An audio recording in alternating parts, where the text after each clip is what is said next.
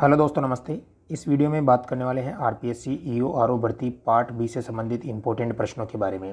दोस्तों, रोज़ाना आपके लिए यहाँ पर क्लास लेकर आ रहा हूँ। बहुत इंपॉर्टेंट क्वेश्चन है जो पिछली भर्तियों में पूछे गए हैं और इसकी पीडीएफ आपको क्लास के बाद में एकदम निःशुल्क मिल जाएगी। टेलीग्राम चैनल ज्वाइन कर लेना, डिस्क्रिप्शन में लिंक है, या टेलीग्राम में आप सर्च कर लेना स्टडी विद एमके चौधरी। और अभी तक अगर आपने चैनल को सब्सक्राइब नहीं किया तो नीचे लाल कलर का बटन है, उसे दबाकर चैनल को जरूर सब्सक्राइब कर लीजिएगा। रोज़ाना यहाँ पर आपको क्लासें दी जाएगी। चलिए स्टार्ट करते हैं। पहला क्वेश्चन आपकी स्क्रीन पर आ चुका है दोस्तों। राजस्थान है नगरपालिका अधिनियम 2009 के संदर्भ में मतदाता सूची तैयार करने में आधिकारिक कर्तव्य के उल्लंघन पर अधिरोपित कारावास की अधिकतम अवधि क्या है। यानी दोस्तों, अगर कोई मतदाता सूची तैयार कर रहा है और उसमें कोई गड़बड़ी कर देता है तो उसके लिए सजा का प्रावधान है। तो अधिकतम जो है कारावास कितनी हो सकती है उसमें 2 वर्ष की। ठीक है ना दोस्तों, 2 वर्ष की कारावास हो सकती है। और कमेंट करके सबको बताना दोस्तों कि इसमें जुर्माना कितना है। ठीक है ना, कितने रुपए का जुर्माना है। ठीक है। अगला प्रश्न है, राजस्थान नगरपालिका अधिनियम 2009 की धारा 49 के अनुसार नगरपालिका अभिलेखों के रख रखाव के लिए किसे जिम्मेदार ठहराया गया है। यानी नगरपालिका के जो भी दस्तावेज है, जो भी अभिलेख है, उसके लिए किसे जिम्मेदार ठहराया गया है। तो दोस्तों, सही उत्तर हो जाएगा आपका मुख्य नगरपालिका अधिकारी। ऑप्शन नंबर 1 यहाँ पर सही हो जाएगा। अगला प्रश्न देखिएगा भाई, राजस्थान नगरपालिका अधिनियम 2009 की किस धारा के अंतर्गत चुनाव याचिका से निपटा जाता है। चुनाव जो याचिका होती है उससे निपटा जाता है, उस धारा का नाम आपको बताना है। तो सही उत्तर हो जाएगा आपका ऑप्शन नंबर सी, यानी धारा नंबर 31। अगला क्वेश्चन देखिएगा स्क्रीन पर। दोस्तों, वीडियो में आगे बढ़ने से पहले एक महत्वपूर्ण जानकारी आपको देना चाहता हूं। अगर आप भी पार्ट बी के लिए कंप्लीट रामबाण बुक लेना चाहते हो, जिसके अंतर्गत आपको दोस्तों सरल और आसान भाषा में कंप्लीट थ्योरी मिलेगी। इसके अलावा 2008 और 2015-16 में जो एग्जाम हुआ है उसके सारे एमसीक्यूज यानी पिछली भर्तियों के एमसीक्यूज आपको मिलने वाले हैं। और इसके अंतर्गत दोस्तों जो भी आपके नियम है वो भी यहाँ पर इंक्लूड किए गए सारे। और शहरी क्षेत्र की जितनी भी योजनाएं हैं जो आपके सिलेबस में दे रखी है उनको भी यहाँ पर मेंशन किया है। बहुत ही अच्छी पुस्तक है दोस्तों। इसको पढ़ने के बाद मुझे नहीं लगता कि एग्जाम में कोई भी क्वेश्चन आपका गलत होने वाला है। तो जल्दी से दोस्तों इस नंबरों पर आप व्हाट्सअप करके इस बुक को ले सकते हो। ये बुक दोस्तों आपके लिए ऑनलाइन होम डिलीवरी सुविधा भी उपलब्ध है, यानी आप ऑर्डर भी कर सकते हो इसको। इसके अलावा दोस्तों आप पीडीएफ फॉर्मेट में इसको ले सकते हो। तो जिनको लेना है तुरंत यहाँ पर व्हाट्सअप करके अपनी सफलता सुनिश्चित कर सकता है। आ चुका दोस्तों, राजस्थान नगरपालिका नियम 1974 के अनुसार जब हस्तांतरण पट्टाधारिता भूमि की बिक्री के माध्यम से किया जाता है तो इसके लिए कितनी भू किराया बढ़ाया जा सकता है। कितना भू किराया बढ़ाया जा सकता है दोस्तों, तो ये हो जाएगा 25% तक बढ़ाया जा सकता है इसका। ठीक है। नेक्स्ट है, राजस्थान नगरपालिका अधिनियम 2009 की धारा 79 के अंतर्गत किसे संबोधित किया गया है। जो धारा 79 है उसके अंतर्गत किसे संबोधित किया गया है। तो इसका सही उत्तर होगा दोस्तों नगर कोष को। दोस्तों जितनी भी धाराएं हैं एक बार वो सभी धाराएं आपको याद कर लेना, फिर बाद में डीप पढ़ना आप। ठीक है ना, आप स्टार्टिंग से ही अगर पहली धारा को पूरा डीप में पढ़ने लग जाओगे तो धाराएं याद नहीं हो पाएगी। क्योंकि आपको पता है 344 धाराएं हैं, लेकिन 344 आपको याद नहीं करनी। आपके अधिनियम के आपका जो सिलेबस है उसमें 9 ही अध्याय है और 9 अध्याय की दोस्तों 344 धाराएं नहीं है, वो कम धाराएं हैं। ठीक है। अगला प्रश्न है साथियों, राजस्थान नगरपालिका अधिनियम 2009 के अंतर्गत छोटे शहरी क्षेत्रों के मामले में निम्न में से किसकी स्थापना की जाती है। जो छोटे शहर होते हैं उसमें किसकी स्थापना की जाती है। नगर निगम की, नगर पालिका परिषद की, या नगर पालिका बोर्ड की, या नगर पालिका समिति की। तो सही उत्तर होगा नगर पालिका परिषद की दोस्तों।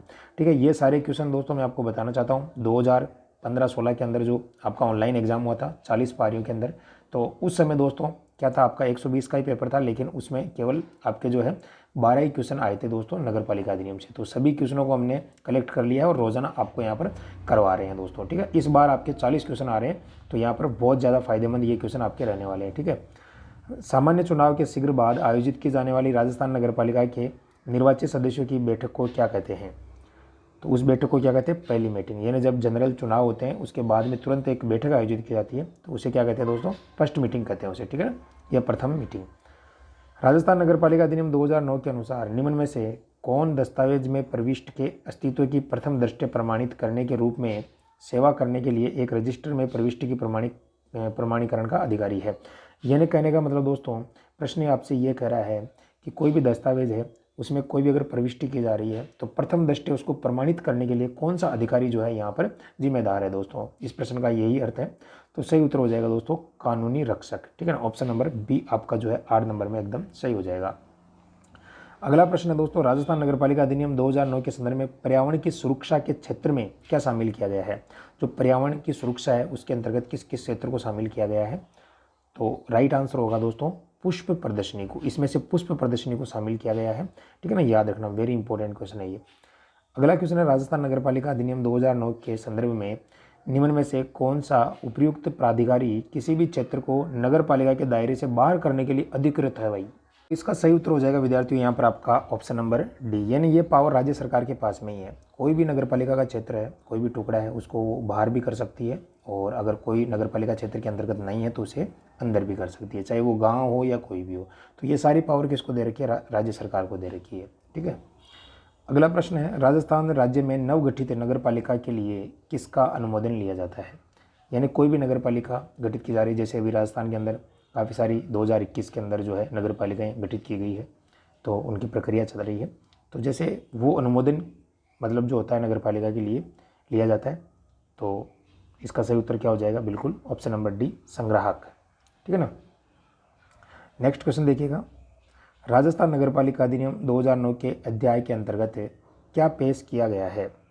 दोस्तों इसका सही उत्तर आपको बताना है, क्योंकि वेरी इंपॉर्टेंट क्वेश्चन है ये।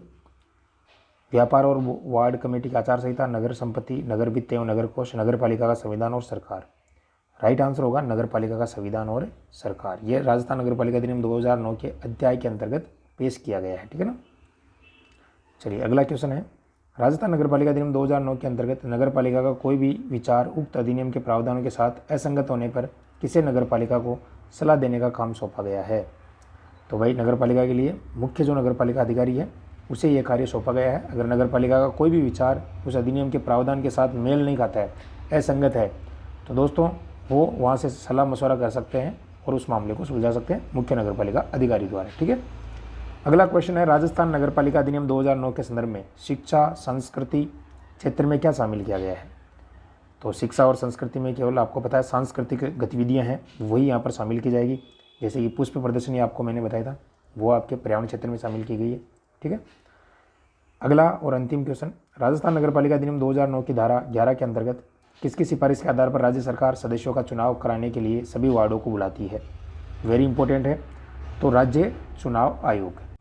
तो इसका सही उत्तर अपना हो जाएगा दोस्तों बी। ठीक है। और आपको पता है दोस्तों, धारा याद रखना है 11 के अंतर्गत जो है सिफारिश के आधार पर राज्य सरकार कोई भी सदस्यों का अगर चुनाव करती है तो राज्य चुनाव आयोग जो स्टेट इलेक्शन कमीशन है, जिसकी स्थापना अप्रैल 1994 में की गई थी, ठीक है ना, वही कार्य करवाता है। ठीक है, चाहे वो पंच के या सरपंच के चुनाव हो या जिला परिषद या आपके पंचायत समिति सदस्य के चुनाव हो। ठीक है ना, बाकी जो है ये राज्य चुनाव आयोग का ही कार्य है। ठीक है। तो आशा करता हूँ आपको क्वेश्चन अच्छे लगे होंगे, और कम क्वेश्चन लाने का एक ही रीज़न है दोस्तों, क्योंकि एक साथ अगर 50-60 क्वेश्चन लेकर आ जाऊँगा तो समझ में नहीं आएंगे। 15-15 क्वेश्चन आसानी से आप समझ सकते हो। ठीक है। तो जैसे उस पेपर में आए थे वही आपको यहाँ पर दे रहा हूँ मैं रोजाना। ठीक है। और बाकी जो भूमि निपटान नियम नहीं है तो उसको हमने हटा दिए उन क्वेश्चनों को। ठीक है। और चैनल को सब्सक्राइब जरूर कर लेना, टेलीग्राम चैनल का लिंक है उसे भी ज्वाइन कर लेना। कंप्लीट तैयारी दोस्तों, आप कोचिंग में पैसे देकर भी तैयारी कर रहे हो, लेकिन हम हमारे स्तर पर कोशिश करेंगे कि बिना पैसों में आपको अच्छी तैयारी करवाने की। ठीक है। तो आप जुड़े रहिएगा, अभी बहुत सारा समय बाकी है, कई चीज़ें आपको यहाँ पर देने वाले हम एकदम निःशुल्क। तो फिलहाल के लिए थैंक यू, धन्यवाद।